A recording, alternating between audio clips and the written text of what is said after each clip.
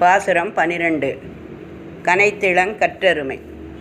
கனைத்திளங்கற்றருமை கன்றுக்கு இறங்கி நினைத்து முறை வழியே நின்று பால் சோர நனைத்தில்லஞ்சேராக்கும் நற்செல்வன் தங்காய் பனித்தலை வீழ நின் வாசற்கடை பற்றி சினத்தினால் தென்னிலங்கை கோமானைச் செற்ற மனத்துக்கு இனியானை பாடவும் நீ வாய்திரவாய் இனித்தான் எழுந்திராய் இதென்ன பேருறக்கம் அனைத்தில்லத்தாரும் அறிந்தேலோர் எம்பாவாய்.